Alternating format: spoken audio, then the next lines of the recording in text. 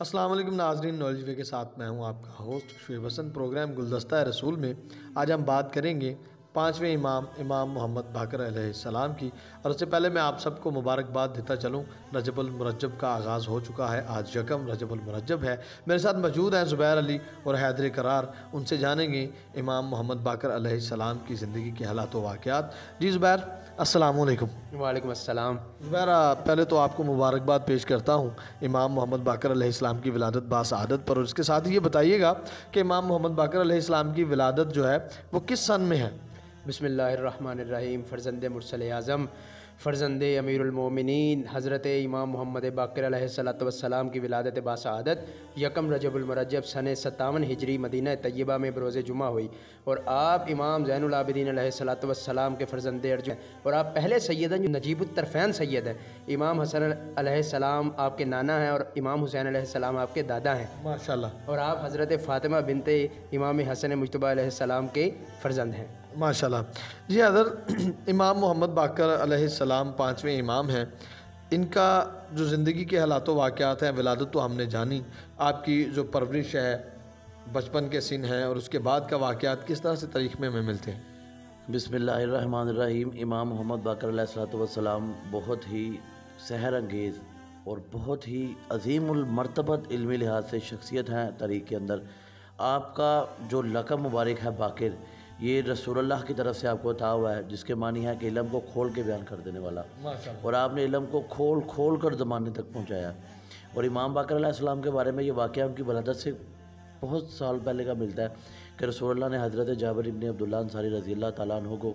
فرمایا کہ اے جابر، تم میں ایک زمانہ پاؤ گے، اور اس زمانے میں جب میرے بیٹے محمد بن علی بن حسین کو پاؤ تو اس کو میرا سلام کہنا۔ اور جناب جابر مدینہ کی گلیوں میں یہ آوازیں لگاتے تھے کہ محمد باقر جو ہیں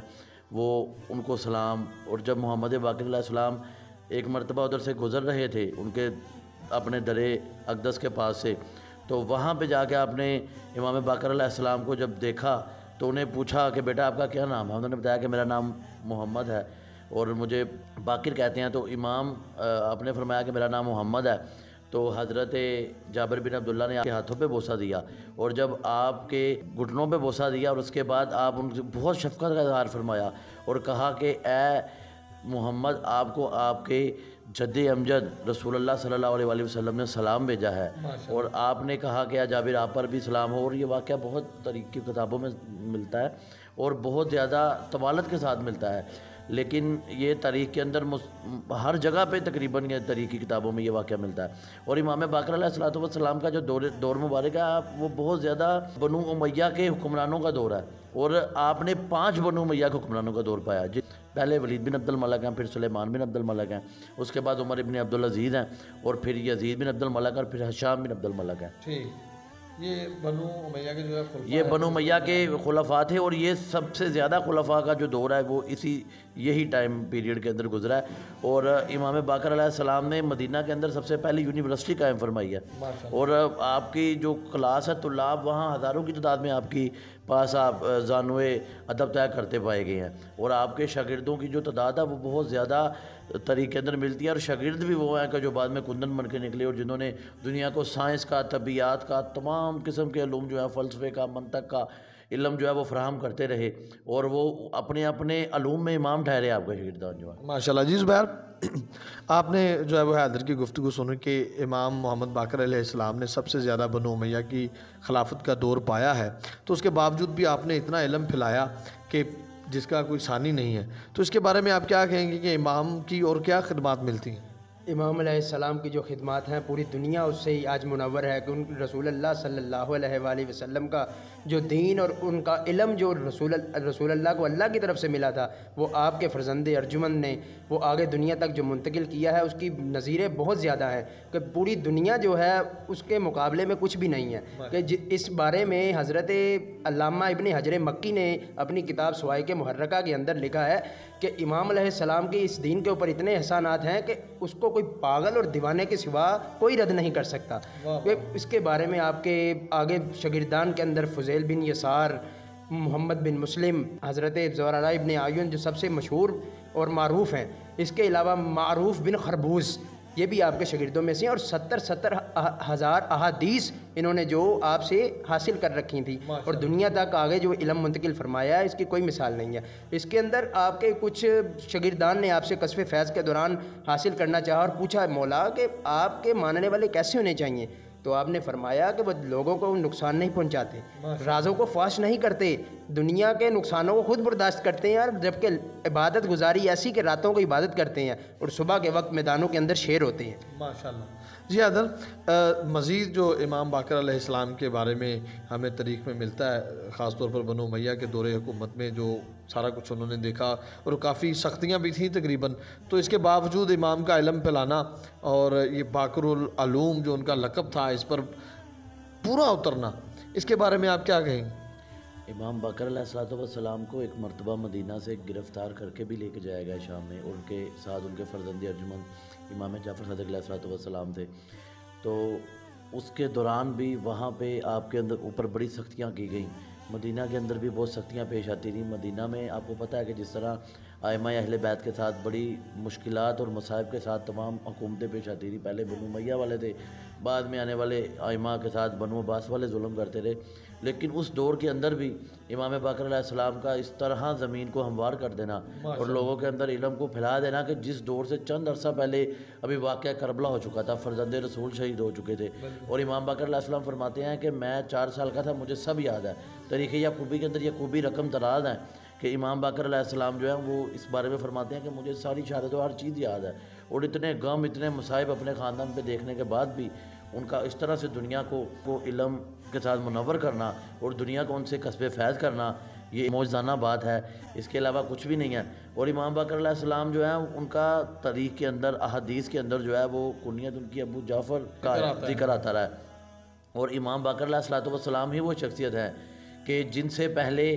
زمانہ دوبارہ سے مطلب اتنا مشکل دور آ چکا تھا کہ آمریت چھا چکی تھی اور ڈکٹیٹرشپ اس قدر تھی کہ اپنی مرضی سے وہ جو بات چاہتے تھے وہ دنیا تک پہنچاتے تھے، اور جس بات کو چاہتے تھے وہ دنیا سے روک لیتے تھے، اور علم بھی بادشاہوں کی مرضی سے حاصل کیا جا رہا تھا۔ عمرہ بھی وہ کہ جو دنیا کے سخت ترین عمرہ ہیں، تاریخ کے اندر بھی بنو امیہ جیسی حکومتوں کی مثال نہیں ملتی ہے، لیکن ان حکومتوں کے اندر امام کا اس طرح سے الہی دین کو دنیا تک پہنچانا اور علوم کے ساتھ دنیا کو روشناس کروانا، یہ ایک بہت بڑی بات ہے، اور اس چیز کی کہیں اور پہ کوئی نظیر نہیں ملتی ہے۔ ماشاءاللہ۔ جی زبیر، امام محمد باقر علیہ السلام کے جو فرامین ہمیں ملتے ہیں ان کے بارے میں کچھ روشنی ڈالیں۔ فرامین کے بارے میں مولا نے سب سے پہلے فرمایا کہ دنیا چھوڑی ہوئی سواری ہے اور اتارا ہوا لباس ہے، اور کوئی آ جا رہا ہے کوئی جا رہا ہے، یہ دنیا رہنے کے قابل نہیں ہے، اس سے دل نہیں لگانا چاہیے۔ یہ اپنے شاگردوں کے پاس آپ بیٹھ کے یہ فرما رہے ہیں۔ اس کے بعد مولا فرماتے ہیں سب سے بڑا عیب یہ ہے، بدترین عیب یہ ہے کہ اپنی آنکھ کا شہتیر بھی نظر نہ آئے اور کسی کی آنکھ کا تنکا نظر آئے، سب سے بڑا عیب یہ ہے۔ اور اس کے علاوہ مولا کے بہت زیادہ فرامین ہیں کہ جو تاریخوں کے اندر اور سیرت نگاروں نے اپنی کتابوں کے اندر درج فرمائے ہیں، مگر میں برادر عزیز کی بات کو آگے بڑھاتا چلوں کہ ہشام بن عبد الملک کا زمانہ آخری زمانہ ہے، امام کے علیہ السلام کے دور کا یہ آخری اموی خلیفہ ہے۔ تو اس نے آپ کو جب شام طلب کیا تو اس دوران ایک راہب، اسقف نامی راہب 1 سال کے بعد باہر آتا تھا، ساری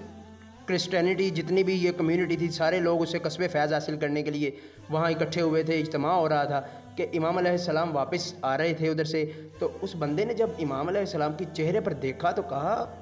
حیران ہو گئے، تعجب سے کہا کہ آپ مسلمان ہیں یا ہم میں سے ہیں؟ تو آپ علیہ السلام نے کہا کہ میں مسلمان ہوں۔ تو آپ نے اس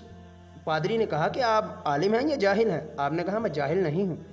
تو اس کے بعد اس نے کہا کیا میں آپ سے کچھ اور سوالات کر سکتا ہوں؟ امام علیہ السلام نے کہا بالکل آپ کر سکتے ہیں۔ تو کہا کہ مسلمان تو کہتے ہیں کہ جنت کے اندر لوگ جو غذا کھائیں گے اس کے بعد رفع حاجت نہیں ہوگا، اس کی کوئی مثال دنیا کے اندر ہے؟ آپ علیہ السلام نے فرمایا کہ بطن مادر کے اندر یہ مثال موجود ہے کہ جب بچہ اپنی ماں کے پیٹ کے اندر پرورش پاتا ہے، کھاتا ضرور ہے مگر رفع حاجت نہیں ہوتی۔ وہ حیران ہوا اور آگے سے سوال اور کرنے لگا۔ اس نے کہا جی جنت کے اندر یہ بات بھی مسلمانوں میں بہت رائج ہے کہ جنت میں لوگ جائیں گے، خوراک کو کھاتے جائیں گے، نعمتوں کو کھاتے جائیں گے، مگر وہ نعمتیں کم نہیں ہوں گی، کیا دنیا میں اس کی بھی کوئی مثال ہے؟ آپ علیہ السلام نے فرمایا بالکل، دنیا میں وہ مثال چراغ کی مانند ہے کہ جب ایک چراغ سے 100 چراغ روشن ہو سکتے ہیں اور پہلے چراغ کی لو کم ہی نہیں ہو رہی، تو یہ چراغ یہ مشہور ہے۔ اس کے بعد آپ نے فرمایا، اس راہب نے آگے سے فرمایا کہ دنیا کے اندر وہ کون سا ٹائم ہے، شب و روز کے اندر وہ کون سا وقت ہے کہ جو نہ دن میں شمار ہوتا ہے نہ رات میں؟ آپ علیہ السلام نے فرمایا طلوع فجر یعنی کہ نماز فجر سے بعد اور آفتاب کے نکلنے سے پہلے کا وقت جو ہے وہ نہ دن میں شامل ہوتا ہے نہ رات میں شامل ہوتا ہے، اور یہ جنت کے اوقات میں سے ہے۔ یہ اس وقت میں جس بندے کو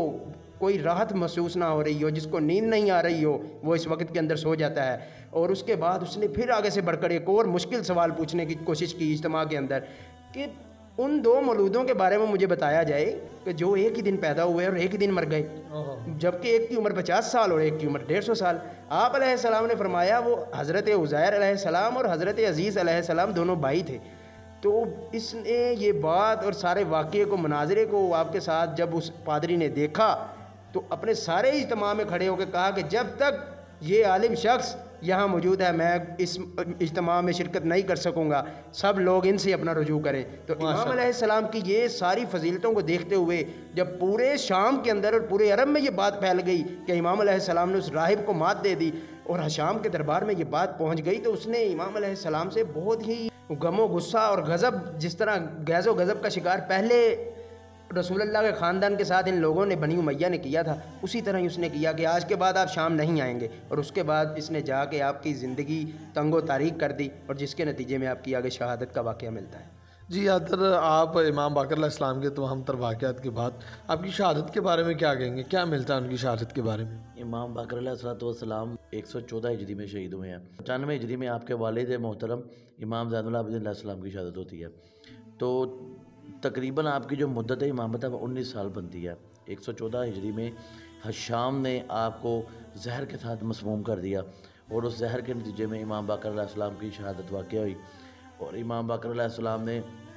اپنی اموال سے جو ہے وہ وصیت کی کہ مینا کے اندر 10 سال تک جو ہے وہ میری ذکر کی جو ہے مجلس بعد میں برپا کی جائے، اور میری اذا کی مجلس برپا کی جائے، دنیا کو بتایا جائے کہ کس طرح ہمارے ساتھ ظلم کیا گیا اور کس طرح یہ سارا کام چلتا رہا۔ اور آپ نے امام حسین علیہ السلام کے ذکر کو بھی جو ہے وہ زندہ رکھنے کا ایک بہت بہترین طریقہ شروع کیا، اور اس کے بعد ان کا نام رہتی دنیا تک تاریخ کے صفحوں کے اندر اور لوگوں کے قلوب کے اندر زندہ رہ گیا، اور علم نے آپ کو جاویداں کر دیا، اور آپ کا نام منور ہو گیا چاند کی طرح، اور تمام دنیا جب تک دنیا کے اندر طبیعت، فزکس، میتھ جتنے بھی علم پڑھے جائیں گے، آپ جب بھی ان کے پیچھے جائیں گے اور ان کی شاخوں کو تلاش کریں گے تو آخر پہ جو آپ کو نام نظر آئیں گے ان میں امام باقر علیہ السلام کا نام سر فہرست نظر آئے گا۔ ماشاءاللہ۔ جی ادر زبیر آپ بتائیے گا کہ امام محمد باقر علیہ السلام کا جو مدفن ہے وہ کس جگہ پر ہے؟ مدینہ طیبہ کے اندر مشہور قبرستان جنت البقیع کے اندر آپ کی قبر مبارک آپ کے جد بزرگوار حضرت امام حسن علیہ السلام اور آپ کے والد بزرگوار امام زین العابدین علیہ السلام کے ساتھ ہی بنائی گئی۔ ماشاءاللہ۔ جی ناظرین، آپ نے سنا ذکر امام محمد باقر علیہ السلام کا، یہ اس شجر کی ایک شاخ ہیں، اس شجر کے ایک پھل ہیں جن کے بارے میں رسول اللہ نے فرمایا کہ یہ میرے جانشین ہوں گے، اور ان کا ذکر ایسا ہے کہ اگر مورخین لکھتے ہیں، ائمہ اکرام لکھتے ہیں کہ اگر ان 12 کا نام کسی پاگل پر پڑھ کر پھونک دیا جائے تو وہ بھی شفا یاب ہو جائے۔ تو آج کا پروگرام آپ نے سنا امام محمد باقر علیہ السلام کے ذکر کے ساتھ اس پروگرام کو ہم ختم کریں گے، اور اگلے پروگرام میں پھر آپ سے ملاقات ہوگی، تب تک کے لیے اجازت دیجیے، اللہ حافظ۔